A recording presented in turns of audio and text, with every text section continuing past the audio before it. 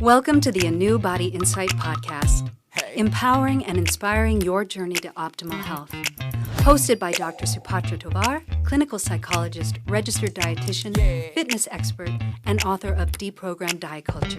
Rethink your relationship with food, heal your mind, and live a diet-free life. And Chantal Donnelly, physical therapist and author of Settled, How to Find Calm in a Stress-Inducing World.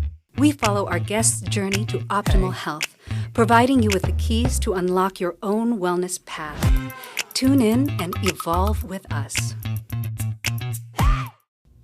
Hello and welcome to the ANEW Body Insight Podcast. I am Dr. Supatra Tovar, and sadly we do not have my co-host Chantal Donnelly with us today, but she is with us in spirit and we are carrying on in her honor. We are so honored and excited to have mindfulness expert, I want to say mindfulness guru, and award-winning author Donald Altman with us today. Thank you, Donald, for joining us. Hey, Supatra, it's great to be here, and just to see you again. I know we've spoken before, and that was a lot of fun. Yeah. So it's good to be here. Yeah, we're doing a show swap, and I love it because I was on Donald's show, and it's amazing.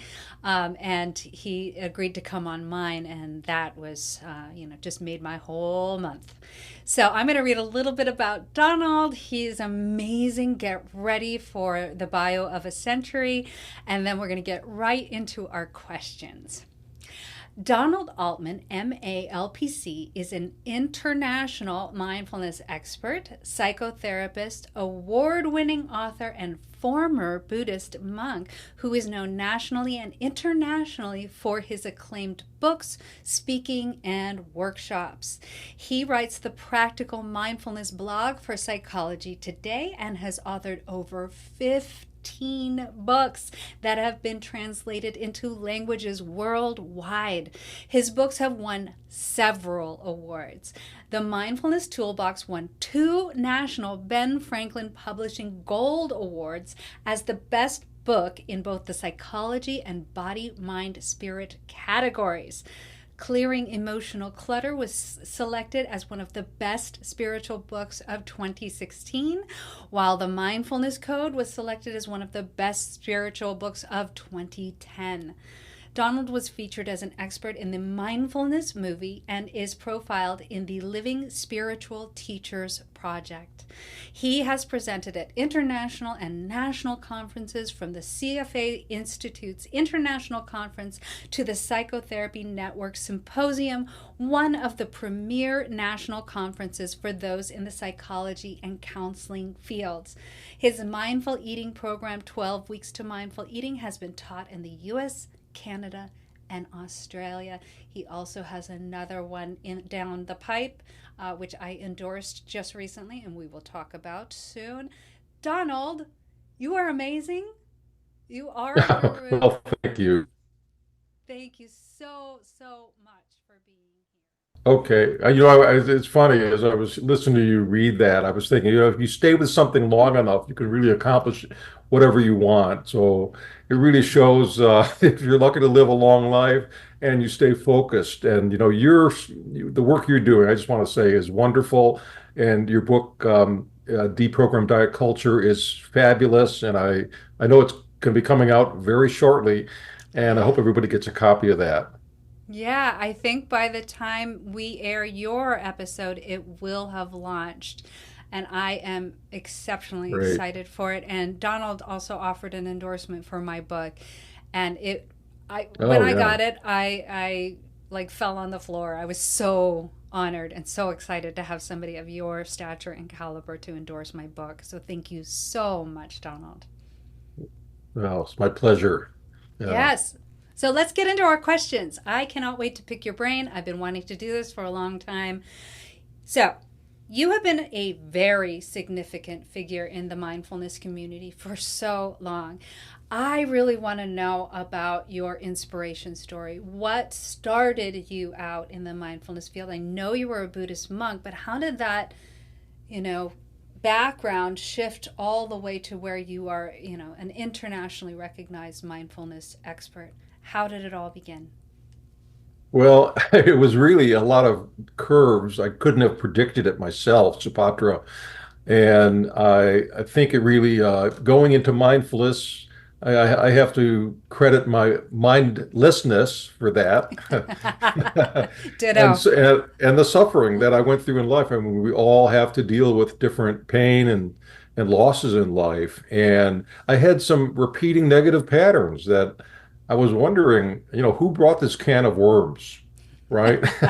Totally. And I was lucky I'd had some good therapists, but I also felt that I wanted to somehow look deeper within. And I had the occasion to meet, a friend had me meet uh, a Burmese monk who had come to this country in the late 70s, was a well-known teaching monk. And when I met him, I was just really touched by the sense of compassion and availability that he had. I mean, growing up on really what I'd have to call some of the mean streets of Chicago, as I did, Wow. I had never met anybody like this. And so I was really touched by it. And then when I went through another one of those painful patterns in my life, and I had the time to, uh, look more deeply, I thought, really need to go in. And I found out I could ordain as a monk with Uthilananda, and that was his name, the Venerable Uthilananda, as the Sayadaw, or the head of the monastery, which was a Burmese monastery in Southern California, just outside the San Bernardino Mountains. Uh, Wow. That's close to yeah. me. Well, it was all Burmese monks in that monastery, with the exception of myself. And I learned so much from that experience, just of surrender, of letting go and letting Mm-hmm. go, and also facing a lot of my worries. When I was very much an emotional eater before I went into the monastery, and I really worried that I wouldn't uh, be able to go through the experience there, because they were very regimented with food. And I Mm-hmm. don't mean regimented in a strict way, really, but it served a purpose when 2,600 years ago, when the Buddhists had as monks, they would have a very early morning breakfast, like 6:30 to 7 in the morning. Wow. And then they would go out into the community. Now, with us, the community actually brought us our meals, because there was a Burmese Mm-hmm. community around where the monastery was.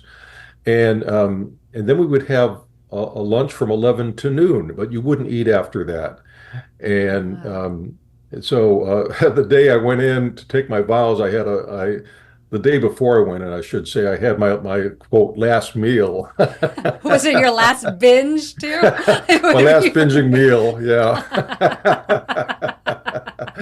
And I was amazed that I think it was because of the concentration and the focus that you had, that food never became an issue for me Wow. while I was in the monastery. And of course, if they were also not rigid. If you felt you were weak or you needed some juice or some tea in the afternoon, you could have something to drink like that. Good. So then that's what I loved. It wasn't um, rigid, even though uh, Thilananda was a very traditional monk. Mm-hmm. But he still had that compassion, and if you needed to sit a different way, if your back or your knees were hurting, you could shift your position. And he said, always just do so mindfully. So there was a lot of compassion, yeah, a lot of compassion that was baked in to the whole experience. And so I discovered that I could tolerate that, but also, it's funny, because when I first you go through, it's amazing, this several hour long ceremony that, and as a monk in the Theravada, the old school of Buddhism, you take about 250 vows. You're not going to sit on a high chair. You're not going to, do all these things. Mm-hmm. And but and also, you're not going to misuse food. You take different precepts and things like that too, that you take our vows, Yeah. and what I learned from that was, when I got back in to the room, then they brought myself and two other novice monks into the room where we were going to be staying, and there were three mattresses on the floor. And I think you'll get a kick out of this, is that I got my first lesson in mindfulness. So I sat on one of those futons, and they didn't tell us where to sit. I just sat on one. And I'm suddenly feeling that kind of, I guess I call it monk spires remorse. You know, it's Like, what oh did I my get God, into? what have I done here? This sure seemed like a good idea when I was going through my difficult pain and whatnot and wanted to learn more. Mm. Anyway, so I was sitting there, and I turned to my left, and I noticed there was a shelving unit, and on that shelving unit was one of those giant Cadbury's chocolate bars.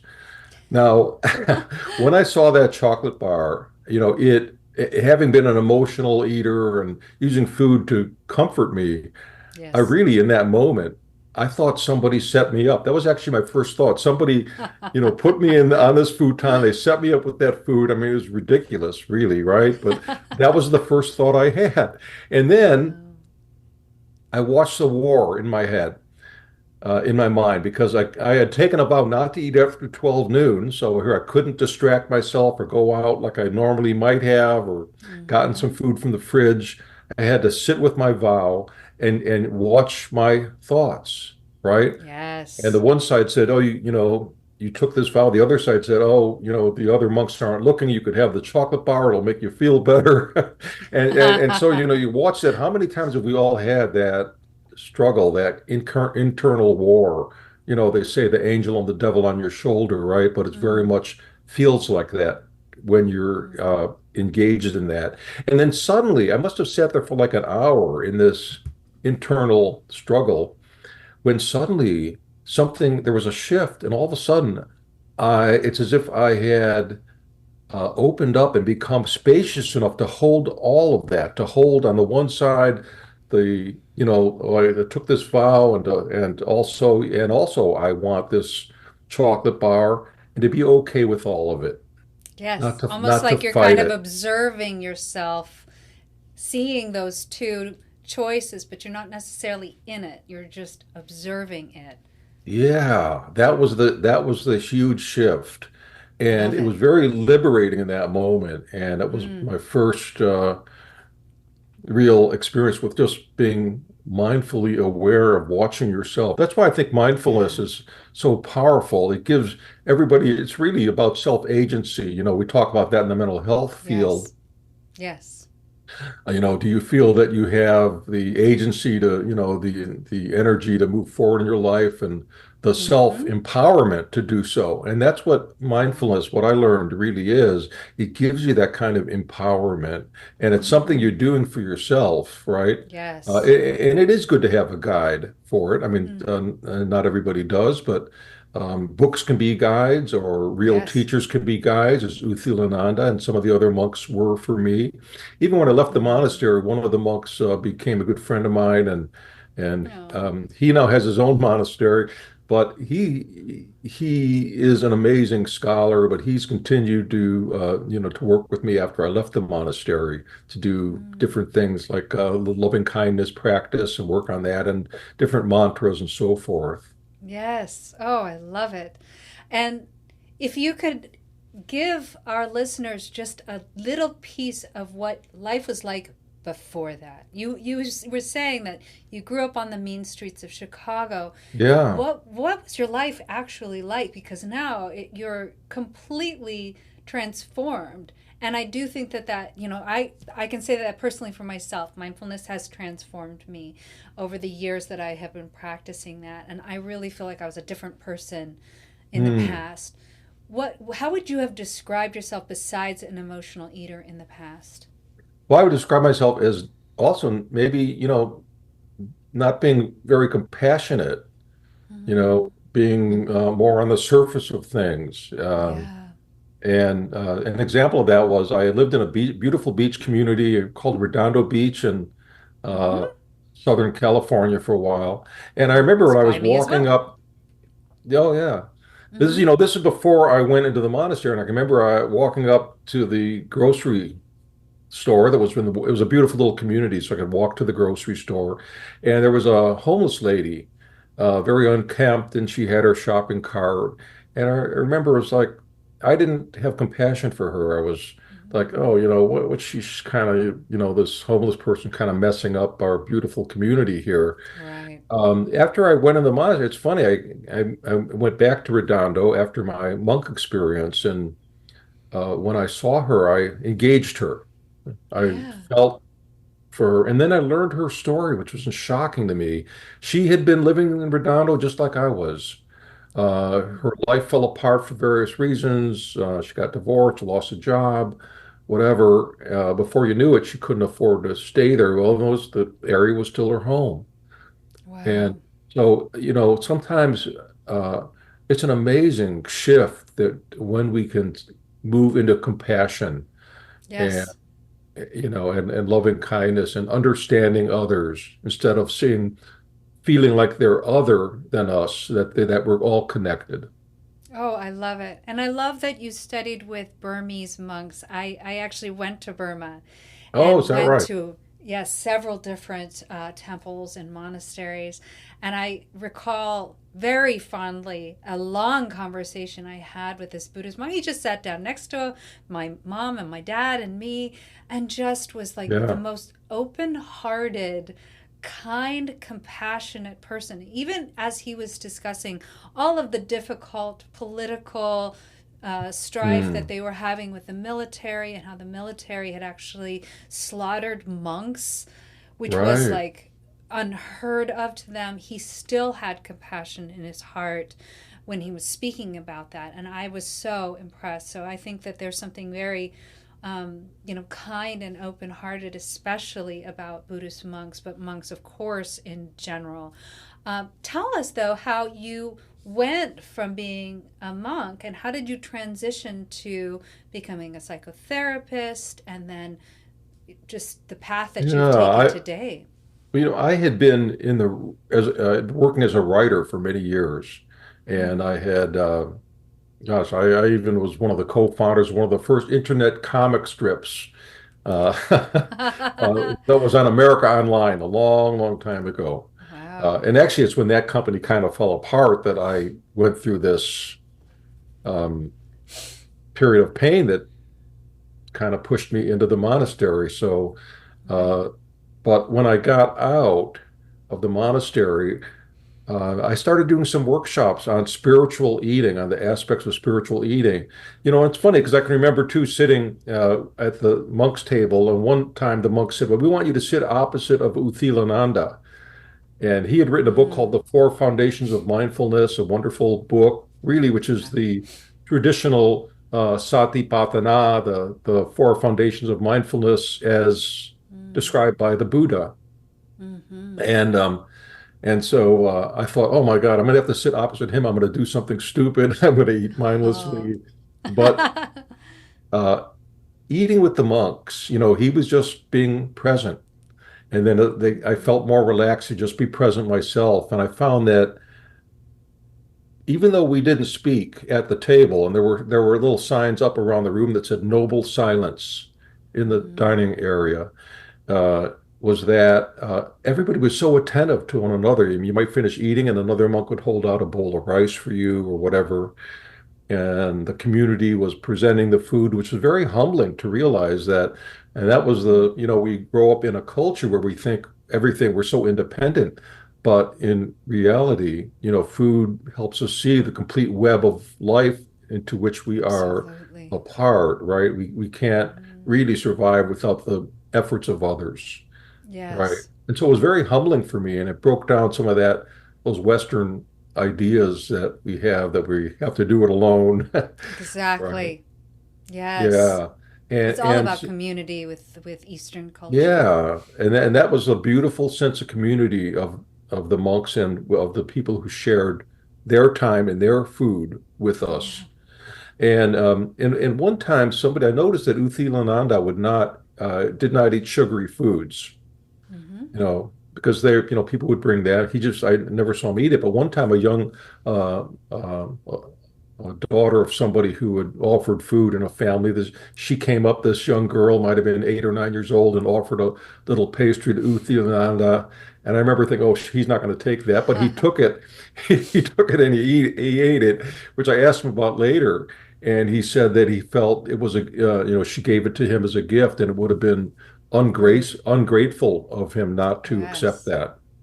So Yes. yeah, so it was a very beautiful time. And so I got out of the monastery. I started doing workshops on spiritual eating. And sometimes at the end of a workshop, people would come up to me and talk to me about their experiences. But every now and then I get somebody who came up and practically in tears or distressed, who said, oh, I have this, and they, talk to me in a hushed tone. Oh, I have this eating disorder. I don't know how to get over this. And it's, and I could feel the torment, and it was such a tragedy. Yes. And I realized I didn't know how to work with them at that level, right? Yeah. So I decided to go back to school, into graduate school, to become a licensed professional counselor. Yes. And so that was, so that I could, and then I worked in an eating disorder clinic for several years. It was Hmm. an intensive outpatient clinic here in the Portland area. So I got to work directly with the patients, and I was able to bring in mindfulness and things like that, and that they really liked. We would do a minute, I would teach them how to just be calm for a minute, do 1 minute breathing at a time. And then when we would have meals with them, because we had to make sure they weren't practicing their symptoms, and that's what therapists would have meals. So when I would have the meals, they would say, Donald, could we do a minute of that breathing meditation? And they Absolutely. would all talk among themselves, and they said to me, they said, it helps us calm us down and helps relieve our fears before the meal. Yes. Yeah. So it Yes. was, I can agree. I do this a lot with my clients, and they develop such a high anxiety when it comes to food. There's so much oh yeah. attached to food, but when you help them just be present in the moment, they can just enjoy the sensory aspects of the food without going into their doing mind. Mm, They can be in their yeah. being mind, and that helps to regulate their nervous system, which of course helps them digest better and helps to Yeah. realign their conditioning around food. I love that you probably were one of the first people to introduce this into eating disorder I treatment, think would you so. say? Yeah, I think so.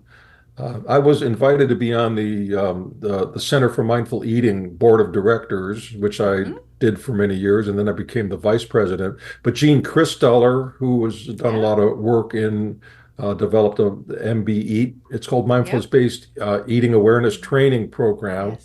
and she was the president of that organization.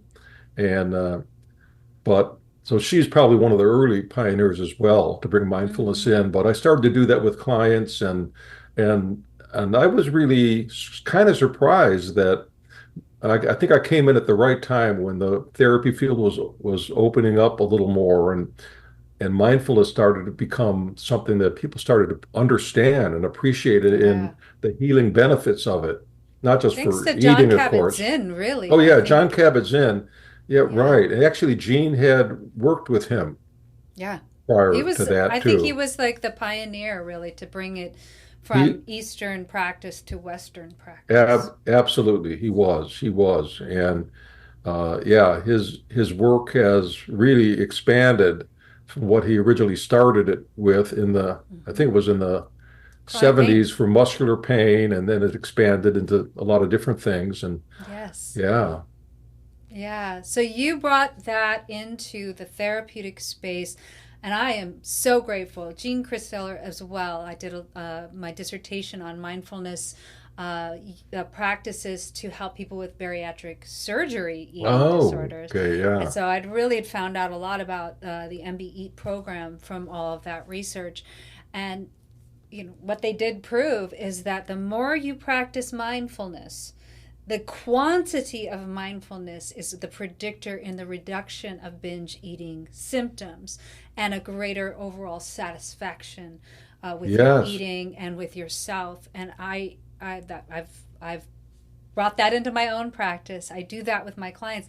That's a huge part of my book, which you Yeah, endorsed as well, and it's so valuable to the clients yeah. because it helps them to relax when it comes You had around. also a lot of great science in your book and a lot of talking about the different hormones and give Yeah. people a look into the whole physiology aspect of it, which I love too, in addition to the Thank you. mindfulness. But the mindfulness piece, yeah, I feel it changes your relationship to eating and food. It changes your relationship to the depression or anxiety. It's not that it magically makes it disappear, but you are viewing it so differently, and Hmm. you're able to tolerate even those uncomfortable thoughts or feelings you might have had around a particular problem. So it, Yes. Yes, I agree. And I think the more you practice it and the more you actually understand what the present moment actually feels like, because we're right now we're in the present moment, and it to me is so exciting and engaging, and it makes me yeah, so happy to just be sitting here with you and be focused on you and in the moment. yeah, But if you were to just take a second and just assess your surroundings around you using all of your senses, most people tend to start to just feel this wave of peace and calm washing over them. And that is the present moment. And when you can feel that, that's what you can direct your life toward. And I think that's what really helps with depression and anxiety is abs being present. yeah, absolutely. I think we're so we become so fast with everything. On to the next Mm-hmm. thing, on to the next thing. We don't want to pause and take that time to let things in or to Mm-hmm. reflect in the moment.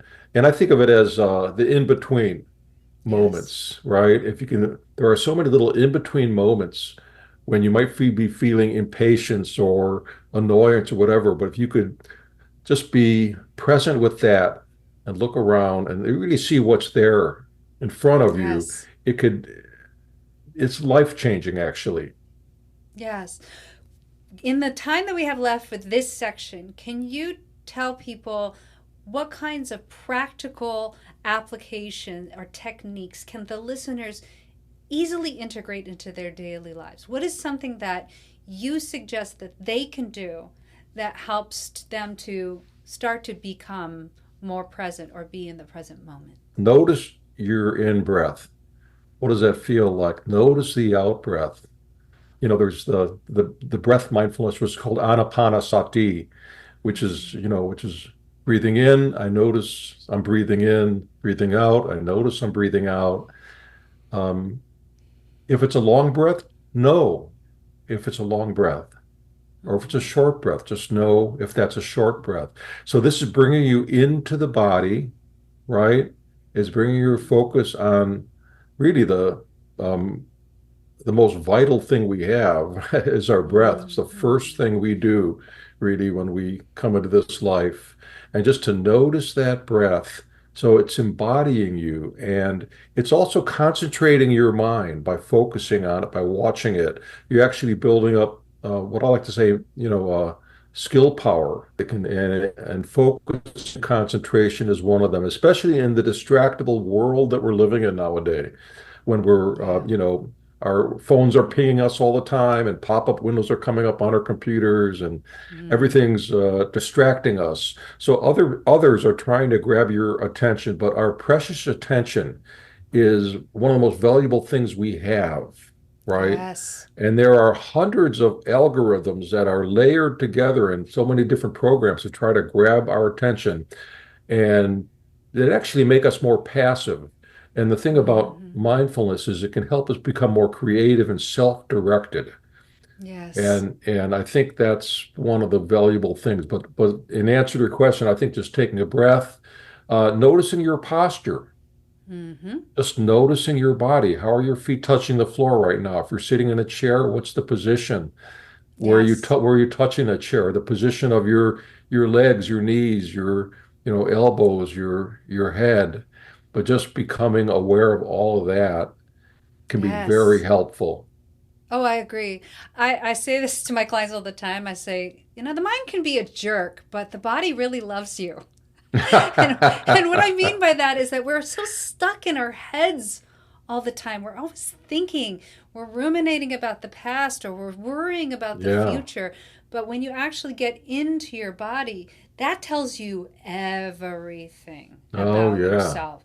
And when you connect the body to the mind, that's when I think you see the real power and the real magic happen, especially when it comes to mindful eating. A lot of people, they'll eat really fast, they'll eat distracted, they'll eat mindlessly, they'll have the TV on, they'll be doom scrolling. They're not in their body. And when they are in their body, your body tells you everything. It tells you when you're hungry. It tells you when you're no longer hungry. It tells you when you're tired. And we need to start to listen to that more than we're listening to whatever it is the chatter up here. Like, oh, I'm going to get fat from this, or this is going to cause X, Y, and Z. It's like, no, your body will tell you what it wants to eat. It will tell you, how much it wants to eat. How much, yeah. It'll tell you, okay, especially when you go slow, okay, I think I'm almost done. It'll tell you, that's too many potato chips. My mouth doesn't feel good, right? Yeah. And so that's why you don't have to restrict yourself. You don't need to diet, which of course is, it always leads to failure. And it goes against the body's natural systems. So when you become in harmony with your body, that's when you just naturally lose weight. You don't even have to think about it.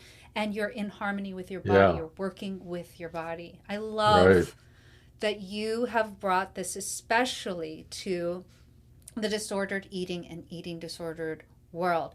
We're going to get into more of that and talk about your new book, which is amazing and awesome, of course. But we are out of time for this half of the episode. I can't believe it. Yeah, I can't believe it went by so fast. I know, but we will be coming back next week, everybody, for the second half of this amazing interview with mindfulness guru, Donald Altman. You guys, we are so lucky to have him here with us. So be sure to tune in next week. Thank you so much, Donald. Thank you. Thanks for tuning into the ANEW Body Insight Podcast. Please remember, the content shared on this podcast is for entertainment purposes only and does not constitute medical advice. You can find us anywhere podcasts are streaming, on YouTube at my.anew.insight and at anew-insight.com under the ANEW Body Insight Podcast tab. Follow us on our socials at my.anew.insight on Facebook, Instagram, TikTok, and Threads for more updates. Tune in next time and evolve with us.